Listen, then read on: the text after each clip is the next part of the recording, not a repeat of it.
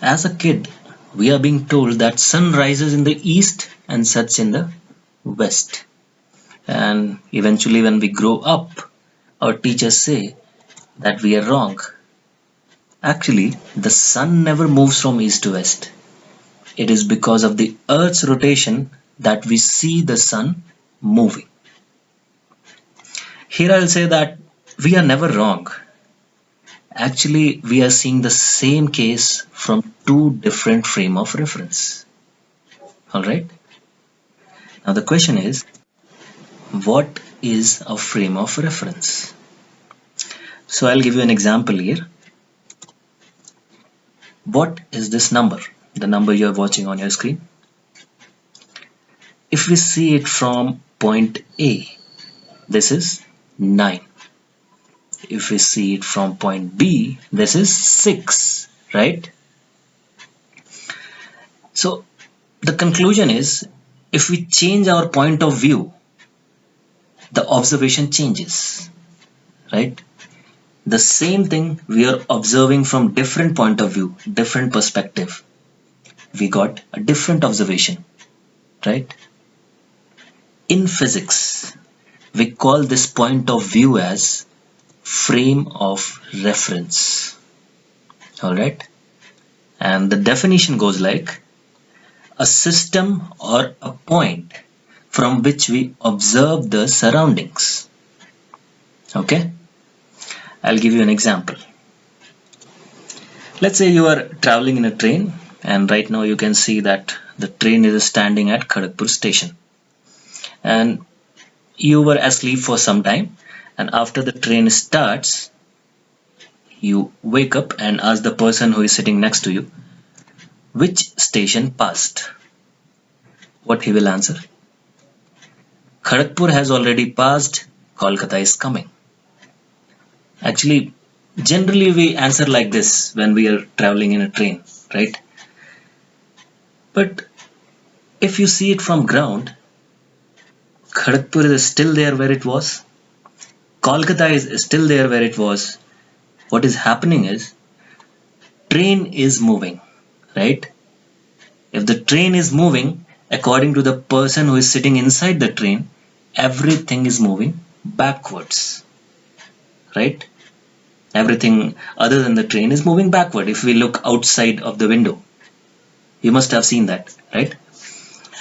Now, let's say Kolkata station has arrived, and on the platform there is a boy who is behaving friendly with you, and he is waving at you.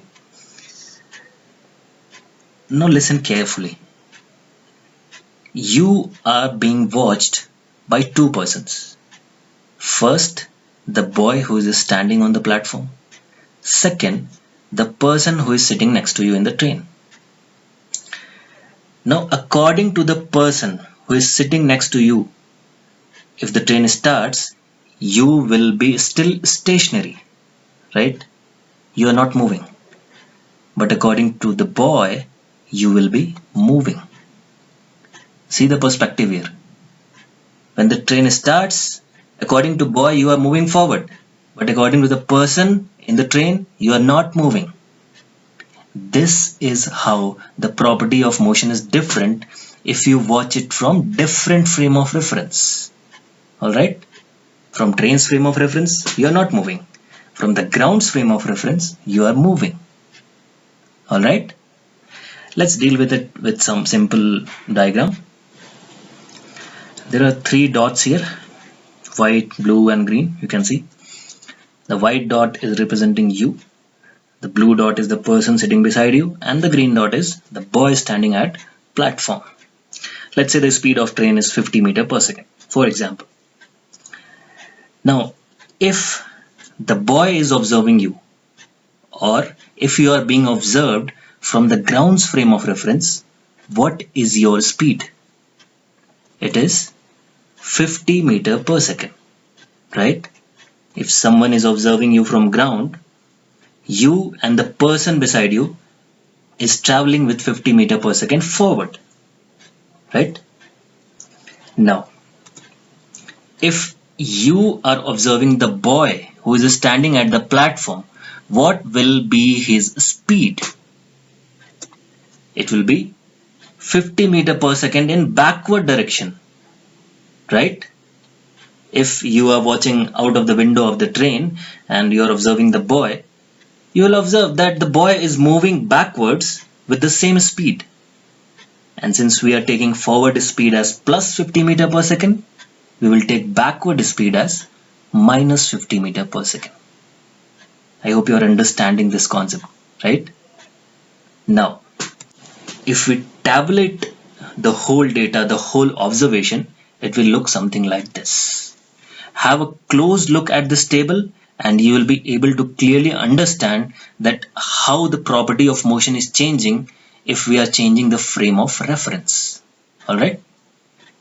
Keep this concept of frame of reference in your mind, and we will be dealing with the numericals in relative velocity.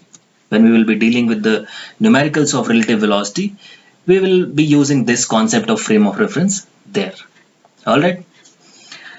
Now, this study of rest and motion of the objects is attached with a branch of physics which we call as kinematics. Alright, we will be studying kinematics in the upcoming videos, and just stay tuned for this chapter. Alright, now you are sitting at your home watching this video at your phone, at your tablet, or at your PC, at your laptop. One question is, are you at rest right now? No, you are not at rest. If a person from the deep space observes you, you're actually moving, because the earth is rotating and we are spinning with that, right? Now, if you like the video, do share, like and subscribe Green Slides. For any queries, you can drop a mail at slidescreen@gmail.com.